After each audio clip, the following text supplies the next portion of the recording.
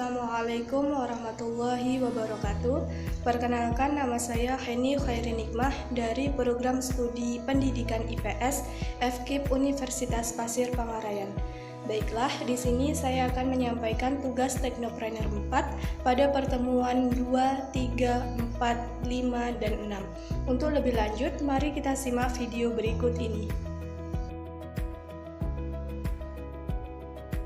Baiklah, langsung saja pada materi Teknopreneur 4 ini saya akan membahas mengenai apa yang diinginkan di masa yang akan datang dan menentukan akan menjadi siapa kelak.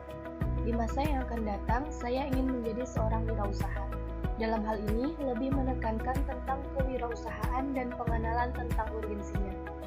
Seorang wirausaha mampu mengembangkan ide produk yang diciptakan dengan berwirausaha melalui penjualan produk yang dihasilkan di pasar. Dengan demikian, teknopreneurship merupakan gabungan dari teknologi, yakni kemampuan, dengan kewirausahaan, yakni bekerja sendiri untuk mendatangkan keuntungan melalui proses bisnis. Landasan teknopreneurship yang pertama, berangkat dari kebutuhan masyarakat. Kebutuhan masyarakat merupakan peluang bisnis, terlebih jika ada kebutuhan masyarakat yang belum bisa dipenuhi oleh pihak manapun di dunia ini. Hampir seluruh produk berbasis teknologi yang sangat terkenal dan banyak dibeli saat ini adalah yang berangkat dari kebutuhan masyarakat. Kemudian yang kedua, berkarya diri dengan ide dan inspirasi. Ide dan inspirasi merupakan awal timbulnya suatu ide bisnis. Di era yang sangat kompetitif ini, diperlukan suatu ide yang brilian untuk memulai bisnis dan mempertahankannya. Produk yang kita hasilkan tidak perlu baru, tetapi harus inovatif dengan memodifikasi sesuatu yang sudah ada dan menjadikan fungsinya jauh lebih baik atau beragam. Ide dan inspirasi memang terkadang datang dengan sendirinya, namun cara terbaik yaitu dengan mendatangkan ide dan inspirasi itu sendiri. Kemudian yang ketiga, rencanakan dengan matang dan lakukan dengan cepat. Seorang teknopreneur harus mampu menganalisis pasar, mendesain suatu produk, membuat strategi pemasaran, menentukan harga dan target pasar, menyusun struktur organisasi, serta memegang tanggung jawab terhadap seluruh proses bisnis. Kemampuan itulah yang akan dimiliki teknopreneur secara umum dalam membuat suatu perancangan bisnis atau business plan. Kemudian yang keempat, tambahkan value pada produk.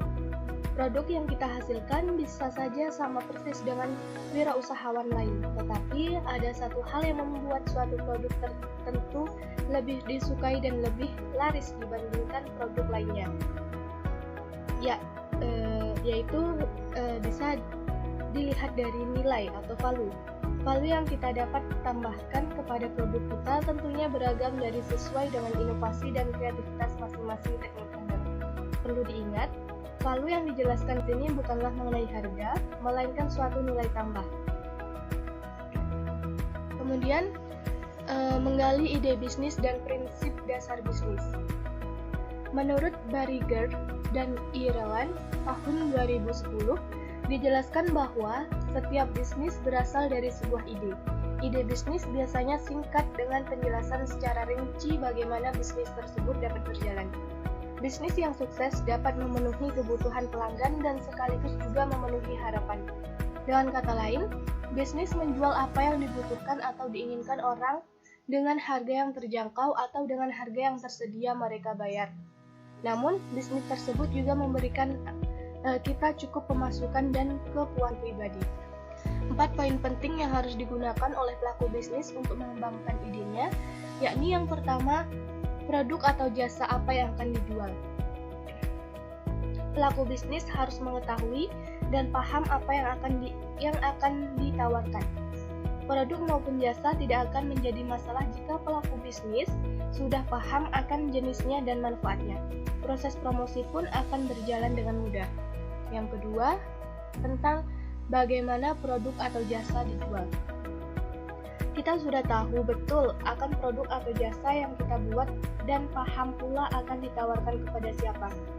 Namun, harus perlu diingat bahwa cara menjual produk atau jasa tersebut juga sesuatu yang sangat penting. Perlu kita ketahui bahwa target bisnis bukanlah selalu orang terdekat. Terkadang, mereka tidak kenal kita dan tantangan inilah yang harus dijawab oleh pelaku bisnis agar produk atau jasa milik orang lain, milik kita sendiri mereka akan membuat mereka tertarik. Selanjutnya yang ketiga, kepada siapa produk atau jasa akan dijual. Produk atau jasa yang telah dibuat harus jelas akan ditawarkan kepada siapa. Pihak-pihak tersebut harus dianalisis sedemikian rupa secara jangka pendek maupun jangka panjang. Jangka sampai kita sudah capai membuat suatu produk atau jasa, kemudian kita tidak tahu harus dikemanakan produk atau jasa tersebut. Kemudian yang keempat, kebutuhan pelanggan mana yang dapat dipenuhi. Produk atau jasa milik kita harus bermanfaat untuk pelanggan. Poin ini merupakan kesimpulan dari poin-poin di atas. Boleh membuat produk atau jasa sebaik mungkin, mempunyai target pasar sebesar mungkin, produk atau jasa dipasarkan segencar mungkin. Namun apabila produk atau jasa tersebut tidak bermanfaat untuk orang lain, maka akan percuma.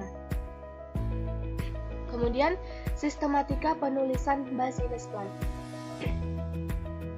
Business plan adalah sebuah dokumen tertulis yang menjelaskan rencana perusahaan atau pengusaha untuk memanfaatkan peluang-peluang usaha, business opportunities, keunggulan bersaing, competitive advantage, suatu usaha, serta menjelaskan berbagai langkah yang akan dilakukan, yakni ada pemasaran, permodalan, operasional, dan pengorganisasian sumber daya manusia, untuk menjadikan peluang usaha tersebut menjadi suatu bentuk usaha yang nyata.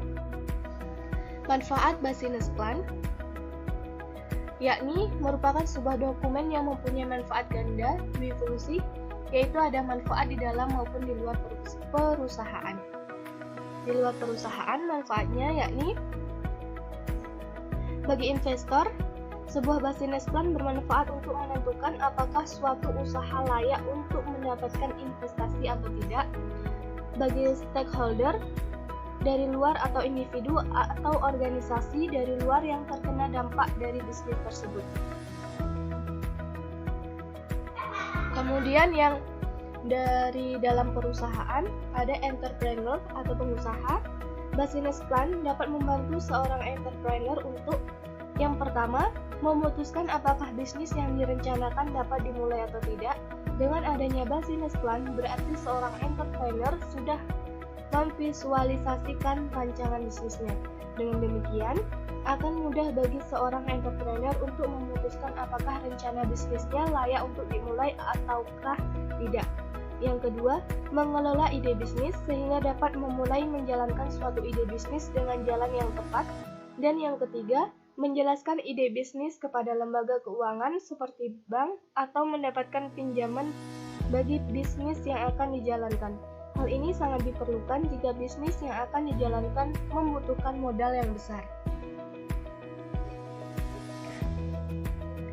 Sebelum menulis business plan, seorang pengusaha harus menyadari bahwa elemen rencana bisnis mungkin berubah.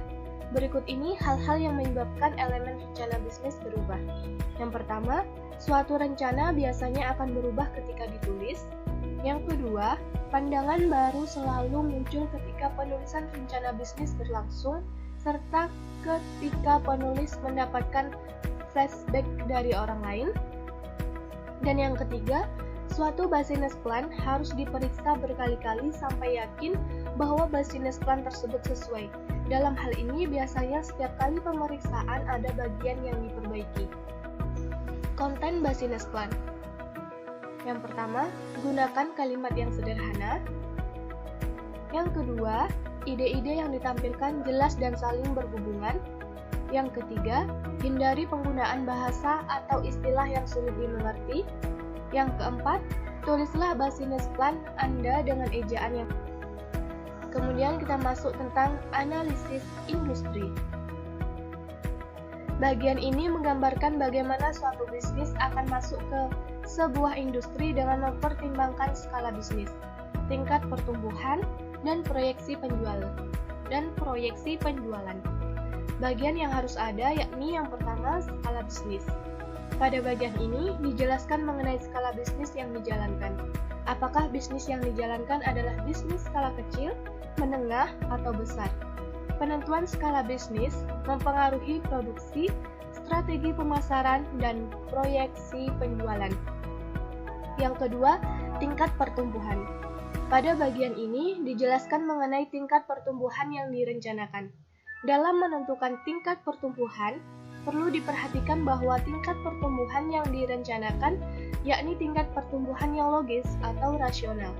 Penentuan tingkat pertumbuhan yang tidak logis pada suatu rencana bisnis akan menimbulkan kesan negatif atau terlalu berlebihan. Yang ketiga, proyeksi penjualan. Bagian ini menjelaskan tentang proyeksi penjualan yang diinginkan. Biasanya, proyeksi penjualan yang dituliskan adalah proyeksi penjualan untuk rentang waktu tertentu.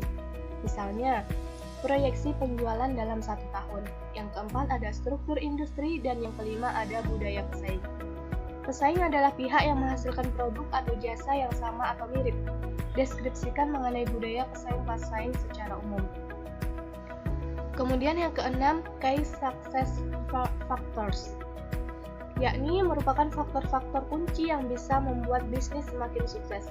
KSF ini bisa didapatkan dari hasil analisa budaya pesaing.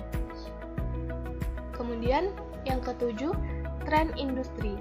Bagian ini menjelaskan tentang tren bidang industri yang sedang dijalani. Salah satu cara yang digunakan untuk mengetahui tren industri dari bisnis yaitu dengan melakukan survei.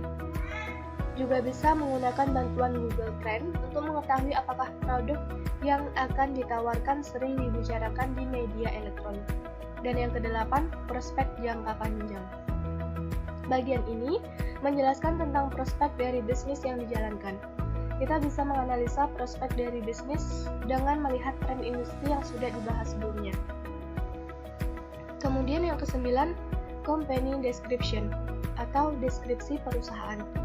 Bagian ini menjelaskan deskripsi perusahaan secara detail. Informasi-informasi yang dituliskan antara lain berisi deskripsi perusahaan, berisi nama perusahaan beserta artinya kalau ada, dan lokasi perusahaan. Sejarah perusahaan bagian ini menjelaskan mengenai sejarah berdirinya perusahaan, jika perusahaan sudah ada, visi, misi, dan tujuan perusahaan. Bagian ini berisi visi, misi, dan tujuan perusahaan. Adapun produk atau jasa yang dihasilkan, strategi pemasaran, dan organisasi perusahaan seharusnya mempunyai keterkaitan dengan visi, misi, dan tujuan perusahaan. Kemudian yang ke-10, jenis produk dan jasa yang ditawarkan. Bagian ini menjelaskan jenis produk dan jasa yang ditawarkan secara rinci. Jika satu produk terdiri dari beberapa ukuran, maka jelaskanlah masing-masing. Yang ke-11, status saat ini. Bagian ini menjelaskan status dari perusahaan. Status ini bisa berupa status hukum atau kepemilikan perusahaan, misalnya perseroan terbatas atau unit dagang, persero, dan lain sebagainya. Status ini juga bisa berupa status kemajuan perusahaan, misalnya perusahaan bertaraf nasional dengan luas jangkauan pemasaran meliputi seluruh wilayah Indonesia. Yang ke-12 ada key partners jika ada. Yang ke-13 ada management team and company structure. Yang ke-14 ada business model. Yang ke-15 ada market analysis atau analisis pasar, yakni sebuah proses untuk membagi industri menjadi beberapa segmen atau satu segmen spesifik yang akan dimasuki oleh perusahaan. Segmentasi dan target pasar deskripsikan mengenai segmen dan target pasar tersebut. Semakin jelas dan realistis segmen dan target pasar yang dideskripsikan, maka akan semakin bagus. Kemudian yang ke-16, perilaku pembeli. Yang ke-17 ada analisis pesaing. 18 ada the economic of business atau ekonomi bisnis. Pada bagian ini dijelaskan mengenai bagaimana keuntungan suatu bisnis diperoleh. Yang ke-19 ada marketing plan atau perencanaan pemasaran. Pada bagian ini, business plan fokus untuk menjelaskan mengenai bagaimana suatu bisnis akan dipasarkan dan bagaimana suatu barang atau jasa akan dijual. Tujuannya yaitu untuk memberikan informasi mengenai proyeksi penjualan, pangsa pasar, dan target pasar. Yang ke-20 ada desain dan rencana pengembangan. Pada bagian ini dijelaskan mengenai rencana desain dan pengembangan produk atau jasa yang akan ditawarkan. Yang ke-21 ada operation plan atau rencana operasional. Pada bagian ini dijelaskan mengenai bagaimana suatu bisnis akan dijalankan dan bagaimana suatu produk atau jasa akan diproduksi. Bagian ini juga akan mengilustrasikan operasional kegiatan bisnis dalam ruang lingkup atau backstage tidak terlihat oleh customer dan frontstage terlihat oleh customer. Yang ke-22, overall schedule atau jadwal keseluruhan. Bagian ini membahas tentang aktivitas-aktivitas utama yang diperlukan untuk memulai bisnis. Aktivitas-aktivitas tersebut kemudian dijadwalkan. Jadwal yang dibuat harus dalam format pencapaian atau milestone yang paling penting bagi keberhasilan bisnis. Berikut adalah contoh pencapaian-pencapaian dalam bisnis. Yang pertama, ada memperoleh pembiayaan atau modal. Yang kedua, penyewaan fasilitas. Yang ketiga, penyelesaian prototip. Yang keempat, memulai produksi. Dan yang kelima, mendapatkan penjualan pertama dan penggabungan usaha. Dan contoh usahanya atau planning usaha. Yang pertama, menentukan ide dan peluang usaha.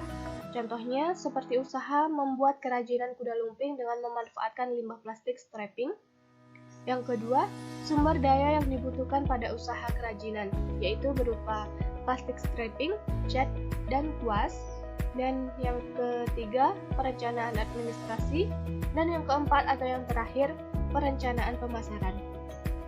Perencanaan pemasaran bisa dilakukan dengan memposting di berbagai akun sosial media, kemudian juga bisa dilakukan dengan terima orderan. Alasan memilih usaha ini, karena di lingkungan sekitar tempat tinggal saya, hanya ada beberapa orang saja yang bisa membuat kerajinan tersebut. Dan hal ini tentunya akan mendapatkan peluang dan keuntungan bisnis yang besar di beberapa tahun kemudian karena tidak ada pesaing bisnis.